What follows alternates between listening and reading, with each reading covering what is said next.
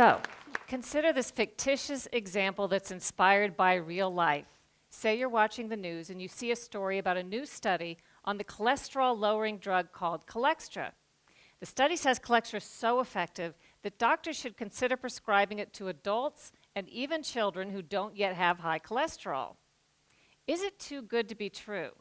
You're smart, you decide to do some of your own research. You do a Google search, you consult social media, Facebook and Twitter, you look at Wikipedia, WebMD, a nonprofit website, and you read the original study in a peer-reviewed published medical journal. It all confirms how effective Cholextra is. You do run across a few negative comments and a potential link to cancer, but you dismiss that because medical experts call the cancer link a myth and say that those who think there is a link there are quacks and cranks and nuts. Finally, you learn that your own doctor recently attended a medical seminar. The lecture that he attended confirmed how effective Cholextra is, so he sends you off with some free samples and a prescription. You've really done your homework. But what if all isn't as it seems? What if the reality you found was false? A carefully constructed narrative by unseen special interests designed to manipulate your opinion. A Truman Show-esque alternate reality all around you. Complacency in the news media combined with incredibly powerful propaganda and publicity forces mean we sometimes get little of the truth.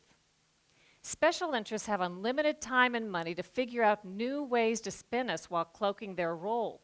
Surreptitious Astroturf methods are now more important to these interests than traditional lobbying of Congress. There's an entire industry built around it in Washington. What is Astroturf? It's a perversion of grassroots, as in fake grassroots.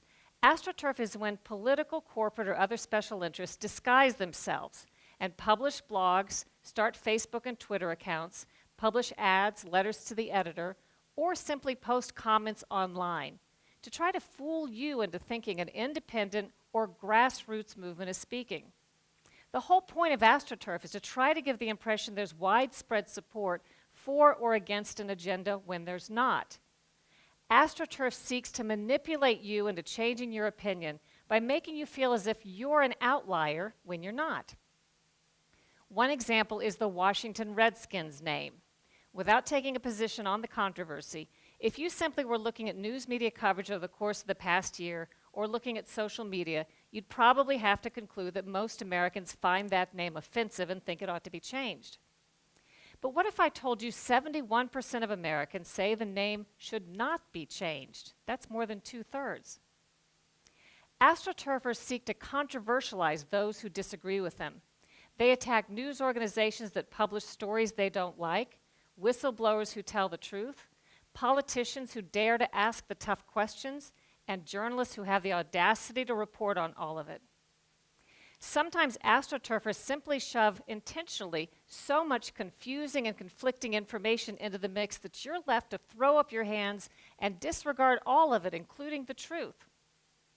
Drown out a link between a medicine and a harmful side effect, say vaccines and autism, by throwing a bunch of conflicting paid-for studies, surveys, and experts into the mix, confusing the truth beyond recognition. And then there's Wikipedia. Astroturf's dream come true. Billed as the free encyclopedia that anyone can edit, the reality can't be more different. Anonymous Wikipedia editors control and co-opt pages on behalf of special interests. They forbid and reverse edits that go against their agenda. They skew and delete information in blatant violation of Wikipedia's own established policies with impunity, always superior to the poor schlubs who actually believe anyone can edit Wikipedia, only to discover they're barred from correcting even the simplest factual inaccuracies. Try adding a footnoted fact or correcting a fact error on one of these monitored Wikipedia pages and poof, sometimes within a matter of seconds you'll find your edit is reversed. In 2012, famed author Philip Roth tried to correct a major fact error about the inspiration behind one of his book characters cited on a Wikipedia page.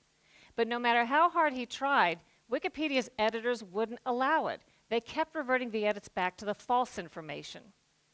When Roth finally reached a person at Wikipedia, which was no easy task, and tried to find out what was going wrong, they told him he simply was not considered a credible source on himself.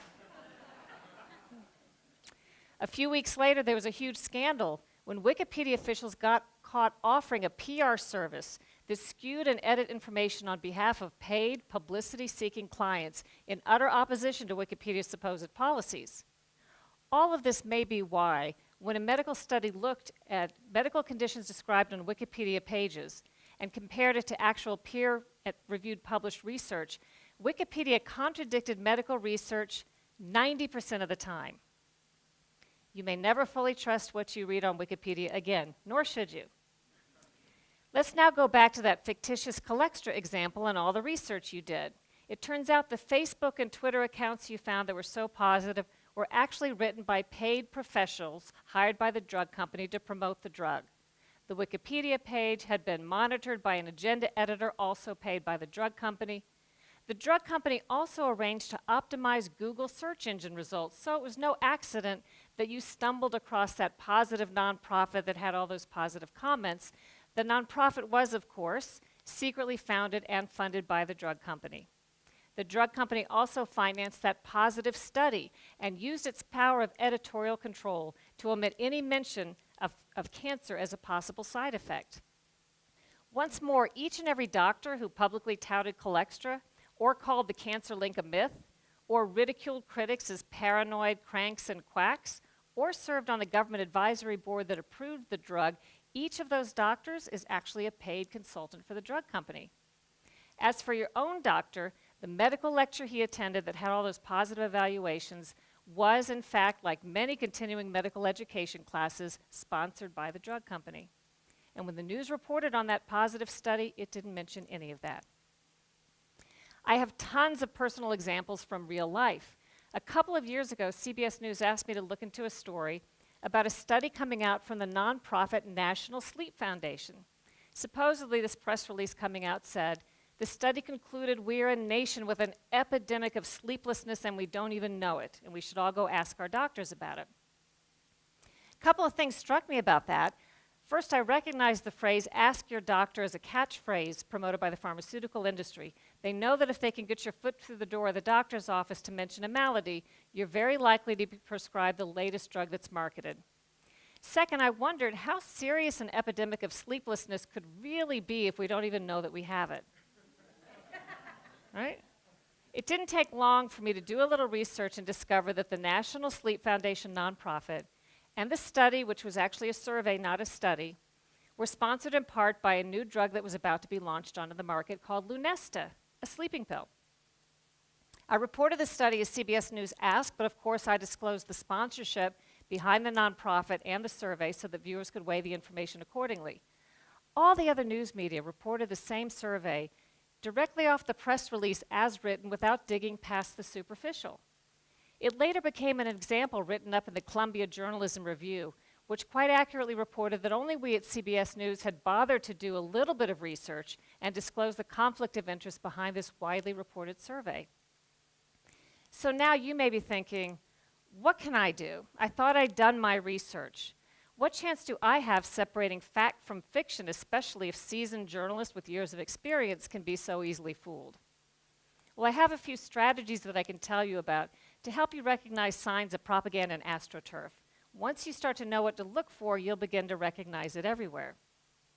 First, hallmarks of Astroturf include use of inflammatory language such as crank, quack, nutty, lies, paranoid, pseudo, and conspiracy. Astroturfers often claim to debunk myths that aren't myths at all.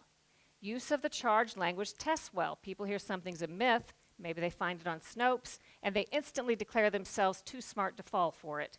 But what if the whole notion of the myth is itself a myth, and you and Snopes fell for that? Beware when interests attack an issue by controversializing or attacking the people, personalities, and organizations surrounding it rather than addressing the facts. That could be Astroturf. And most of all, Astroturfers tend to reserve all of their public skepticism for those exposing wrongdoing rather than the wrongdoers. In other words, instead of questioning authority, they question those who question authority. You might start to see things a little more clearly. It's kind of like taking off your glasses and wiping them and putting them back on and realizing for the first time how foggy they'd been all along. I can't resolve these issues, but I hope that I've given you some information that will at least motivate you to take off your glasses and wipe them and become a wiser consumer of information in an increasingly artificial, paid-for reality. Thank you.